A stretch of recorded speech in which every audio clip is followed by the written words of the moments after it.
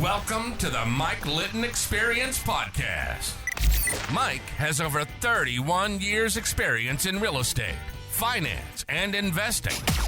He's passionate about being a father, a teacher, a realtor, an investor, and a leader. Everyone has a story, and our passion is to help them tell it.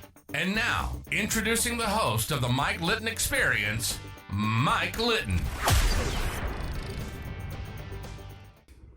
So what can you expect from the Mike Litton Experience? You can expect stories that will inspire, motivate, advice that will sharpen your focus, and expert information on real estate, finance, and market conditions.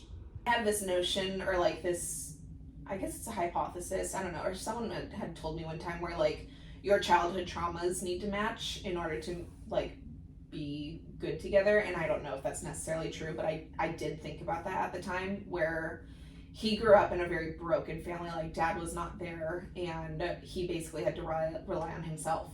He only trusted himself. He could only rely on himself. Like mom was in the picture every once in a while, but like he only trusted himself. The thing that I learned from was my mom. When my mom got married the second time, she moved to Texas with the husband at the time, and he didn't put her name on the home. They were married, but there's some sort of Texas law, and her name was nowhere on the home title. So when she split, because he was a monster of a man basically, she got nothing, and that scared the living daylights out of me. And so that was what I learned, and that was why I had to ask this question. That was like it's a commitment question. It totally is, yeah. And like what level are you willing to go? Yeah, and so, again, like we both were in that relationship knowing that we wouldn't get married. He didn't want marriage. I at the time didn't want marriage either. So I was like, great, like we'll just be like together forever without a real commitment. Not a problem. And so that was why I asked that question. He was like, dude, I don't even want to get married. I'm not gonna put your name on the title of a home that I own. And that was the first time I heard God say, get out. Like I heard God speak to me for the first time. He was like, get out right now. And like just a ball of like a bawling mess, you know, like, you know, that feeling when you cry so hard, like your ears clog up, your nose clog up, like your eyeballs are basically glued shut. Like everything is closed up. The moment he said no, everything cleared up. And it gets me emotional because it's wild to think of like where I am now.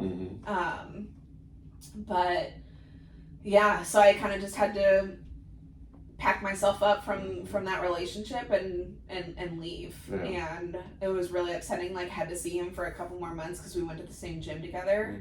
Saw him for a couple more months, and then I knew I would probably never see him again. And he's in North Carolina, or God knows where else in the country, or around the world. And so I told Mark, I was like, this is what happened, like crying my heart out to Mark. Like we have a very special relationship because we're very business, but we're also very personal with each other. We've known him most of your life. Yeah. And so I told him, I was like, this is what happened. Like I'm not doing very well with it right now, but I'm here. And like, I'm not leaving. And so I was like, I guess you can count on me.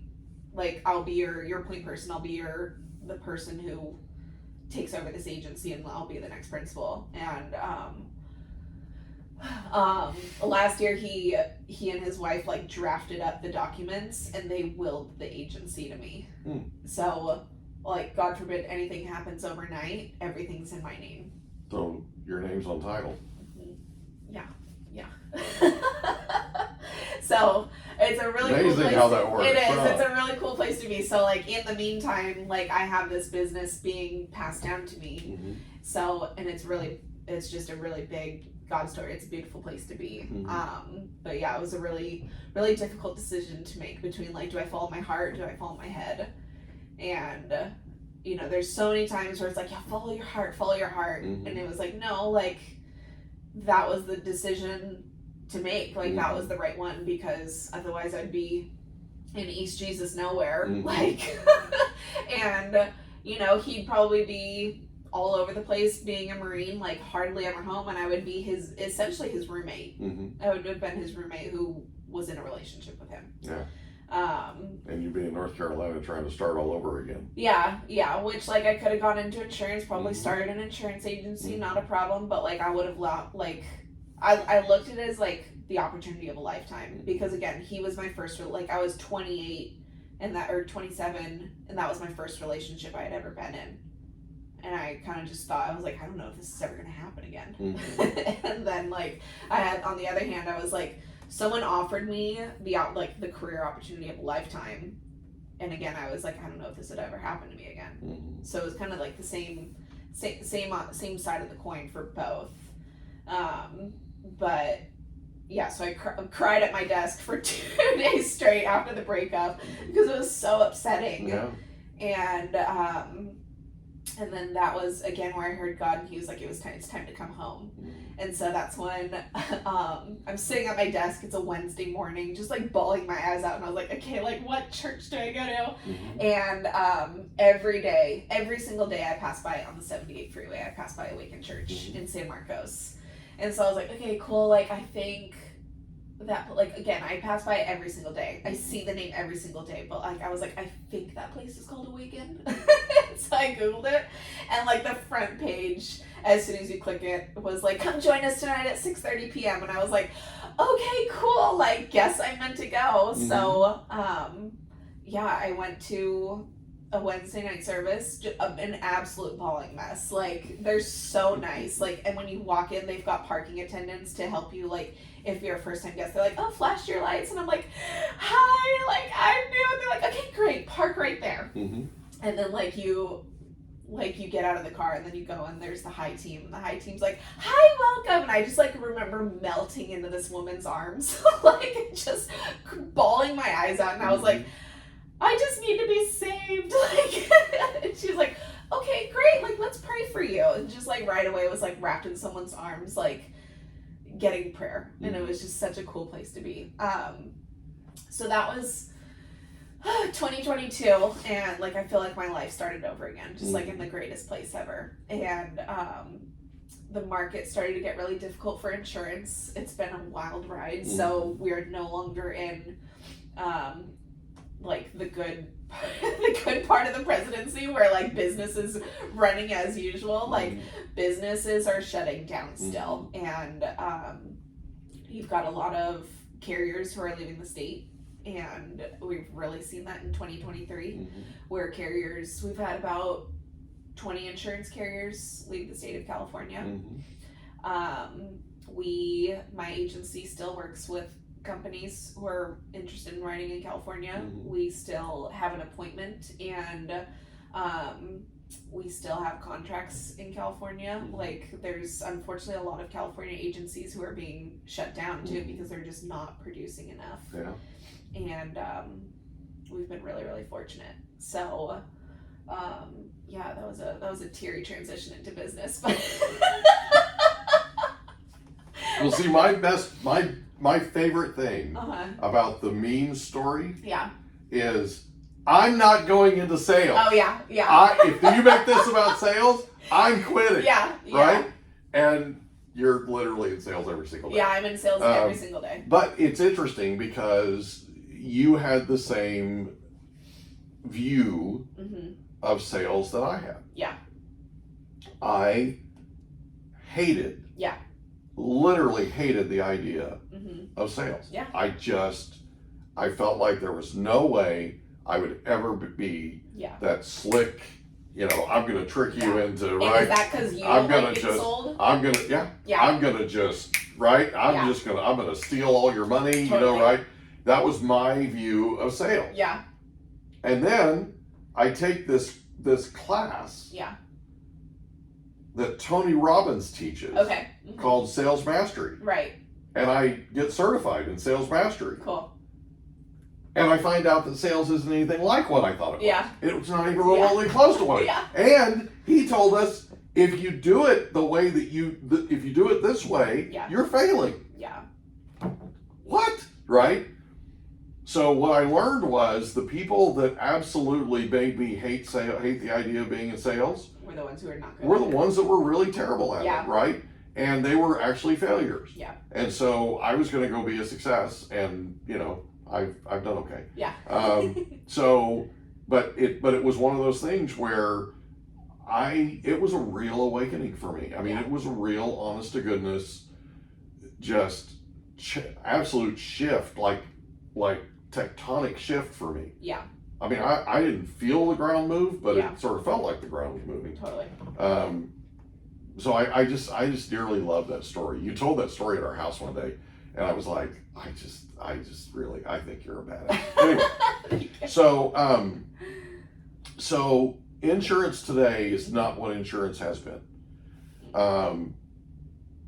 Do you have an opinion as to why the massive change? Is it a post-COVID thing? Is it the way we're managing our forests? Is it, what do you think it is being an industry expert? So I call it a peaceful protest. Okay. We've kind of seen this happen with like Bud Light and Target were two really good examples earlier this year of the people who were not fans of what they did with Target and Bud Light did not go burn down Targets. They didn't go like destroy property and stuff. They just simply said, I'm not buying your product anymore, or I'm not supporting your product anymore. Right. And so I really think that the companies who are leaving California are using it as a peaceful protest. On one hand, yeah, we have the California brush issues, but like half our state is brush. Mm-hmm. Like, get it together. That's how it is, right. And on the other hand, up until recently, like it's kind of there's been like some illegal activity in order, like if you want to clear brush from your house, you have to be very specific and quiet about it, because you've got the people who are like, oh my god, you touched a nest, like we're gonna fine you. Mm-hmm. So people are like, okay, I won't, like what am I supposed to do about the dead like brush behind my house? Mm-hmm. They're trying to clear, but then you've got on the other side, they're like, oh my gosh, don't touch the baby bird nest, mm-hmm. or we'll fine you. Mm-hmm. So you're in this weird conundrum.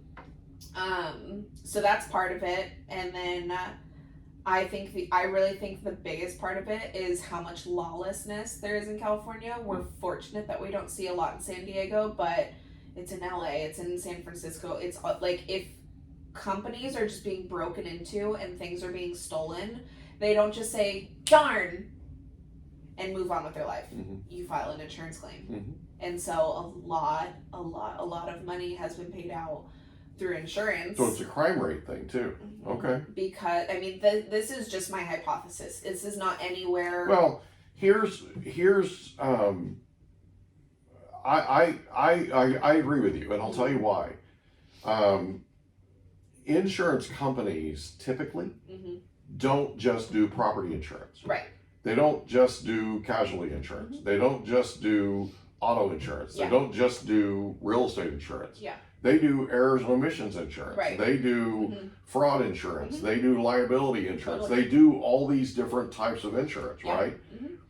Life insurance, right? Yeah. And what I found, just from conversations that I've had with people in the industry, is when their property and casualty department starts hemorrhaging money, they try to turn around and increase rates on the other departments like E&O, life, whatever.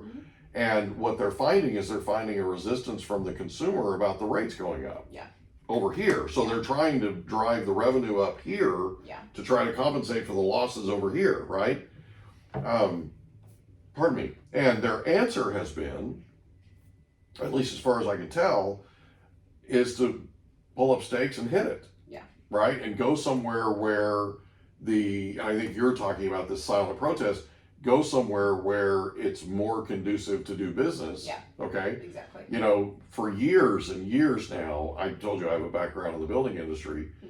For years and years now, I've watched industries like Corky McMillan, perfect example, McMillan Realty, McMillan Development. Corky McMillan's a San Diego native. When Corky McMillan passed away, his family, right after he passed away, packed up and left and took their corporate headquarters to San Antonio, Texas. They're no longer a California company. And that's just an example, okay? But you look at all these different companies, their headquarters are now in Texas, in Florida, in Georgia, in places where it's much more conducive to build homes and do what they do in terms of property development than California. California has basically run them off the table and out of here. Partly because we're running out of permittable land, but also because that permittable land is become, a lot of that permittable land has become non-permittable simply because of gnatcatcher, because of rare species, because of all the Sierra Club and the what we call the NIMBY thing, not in my backyard kind of thing, right? And it's become prevalent. It's become really bad, right? And builders have stopped putting their developments on the ballot as a ballot measure, as a proposition, because they're seeing this lack of support from the electorate. Okay, people don't understand that we have, like Alan Nevin, whose book I gave you his book the other day, and you ordered his second book. Alan Nevin told us on my radio shows years ago that if we don't import another person into San Diego County than we export, if that all stays constant, just because of our organic growth, we're talking death, we're talking births, we're talking, just evolution of life, right? We need 12,500 new home units built and sold every year. We haven't done that since before 2008. No, that makes sense. Okay? So we're easily 100,000+ units, and there are some people that think we're 300,000+ units short in San Diego County, just San Diego County, not the rest of the world, not Northern California, not okay. And so now you have a situation where you're short on all of this inventory, drives up the price of the inventory. Then as an insurance company, you have to then insure that massive appreciation of property value, right? So you're now signing off on a much larger risk per property, and then it exponentially gets as prices go up and values go up, and you've got construction costs going up, you've got massive inflation, you've got all these things that are happening. It costs more to build houses, labor, the whole thing, right? Then you go back to, it costs money to do the labor thing, but then you have workers' compensation insurance you have to purchase, right? Which is going up. At some point, you're going to get to a point to where it's just not going to work. And if you read Alan Nevin's book, The Next Half Century, the one that you ordered, in there he talks about California is top grading right now. And what that basically means is everybody who's kind of lower echelon income is leaving the state and going somewhere else where it's more Feasible. well, it's more friendly, business friendly, right? It's more consumer friendly even. Like, you don't have state income tax in some of these states. You don't have as many regulations. The gas prices are lower. You can actually make what you make here and have a much better quality of life there. And so that's a challenge for us because we have the most VC venture capital. We have the most venture capital coming into California than we do in any other state in our nation by far. Here's the problem. You've got people with bachelor's degrees, master's degrees, and PhDs coming to California. You've got all these people that are the worker class leaving. Who's going to do the worker stuff? Okay? This is a problem. Exactly. This is an economy that is literally not built for success, and it's getting worse every single year. So that's the challenge that I see. Is and then you pack on the fact that there's, every time you turn around, there's another set of regulations. Regulations cost money to business, and they also increase the risk of businesses going under. And then you're trying to insure them. This is a recipe for disaster. Anyway, so that's my take on it. So it's not necessarily the most optimistic, wonderful worldview, but it's kind of what we're seeing on the ground. So anything else you want to cover before we wrap up? No, I think we should definitely do an insurance We're going to. one in general. We're going to. We'll get into some depth. There's a lot to cover. There is a lot to cover. Yeah. There is a lot to cover. Yeah. I'm so glad you're in sales, though. I cannot tell you how happy I am that you're in sales. Well, I mean, the thing I've realized with sales is it's about educating the client. Yeah. You know what I mean? Like anyone can sell insurance, honestly, and just look at the straight facts or straight numbers and be like, great, this the most amount of I'd say more clients I've gotten in general, our premiums were higher because I had an educational conversation with that client. I'm like, here's what you're getting for a couple $100 more a year, and you're getting hundreds of thousands, if not millions of dollars in coverage, compared to this person over here who they're saving you a couple $100. But like, if your home burns down to the ground and you're missing hundreds of thousands of dollars worth of coverage, you're gonna really miss that $200 you paid. We had a wildfire in California years ago called the Witch Creek Fire. I had the attorney that was representing over 500 homeowners that their homes had burned to the ground. They did an audit of those homeowners' insurance coverages. 85% of them were underinsured. And some of them were underinsured by $200,000, $300,000, $400,000. So this is something to think about when you're listening to this and you're talking about insurance coverage. This is somebody you want to be talking to because you're an expert at this, and you figure out, what sales is now, you figure out what your client's need is and you help them solve it. Yeah, exactly. Right? You help them take care of what needs to be taken care of. Yeah. And that's amazing. And I could not admire you more if Thank I tried. you. You know that. I'm her biggest fan, or one of them anyway.